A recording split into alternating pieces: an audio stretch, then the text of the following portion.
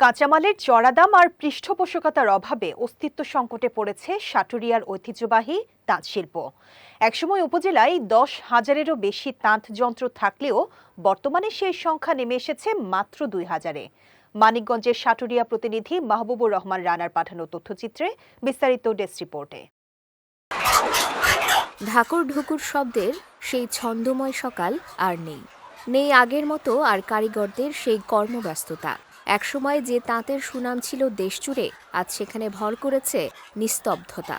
কাঁচামালের চড়া দাম আর পৃষ্ঠপোষকতার অভাবে অস্তিত্ব সংকটে সাটুরিয়ার ঐতিহ্যবাহী তাঁত শিল্প। প্রায় 2 যুগ আগে মানিকগঞ্জের সাটুরিয়ায় তাঁতি পরিবারের সংখ্যা ছিল 1,000-এর বেশি। চালু ছিল 10,000-এরও বেশি তাঁত যন্ত্র। অথচ বর্তমানে সেই সংখ্যা নেমে এসেছে মাত্র 2,000-এ। নানা সংকটে পূর্বপুরুষের পেশা ছাড়ছেন শত শত তাঁত মালিক।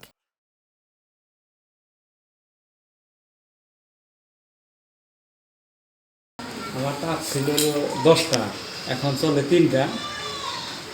মাঝখানে একবার এই তাঁত ছিল, এই টানাটানা কিছু ছিল না, সব জিনিসের দাম বেশি, সুতা না তার সবই দাম বেশি, মজুরি সংকট, মজুরির বেশি দিয়ে এই তাঁত পাওয়া যায় না। এই তাতে আমরা খুব লসে বর্তমান আছি।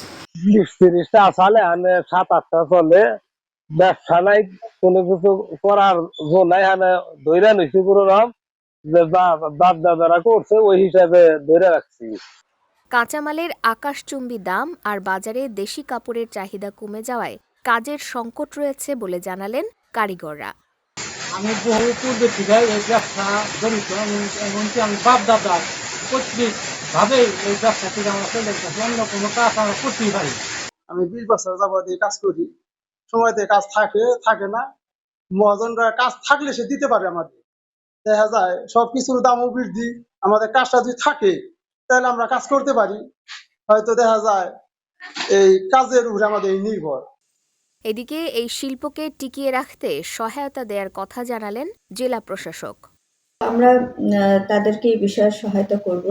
আমাদের যে বিসিকের মাধ্যমে, তারপরে আমরা বিভিন্ন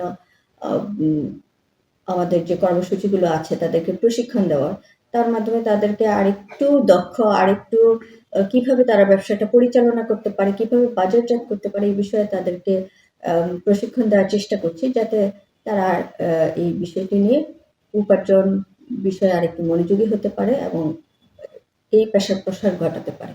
সহায়তা না পেলে অচিরেই পুরোপুরি হারিয়ে যাবে সাটুরিয়ার তাঁত শিল্প, এমন আশঙ্কা কারিগরদের। তাই এই ঐতিহ্য রক্ষায় দ্রুত কার্যকর উদ্যোগ নেয়ার দাবি স্থানীয়দের। বিজয় টিভি নিউজ ডেস্ক।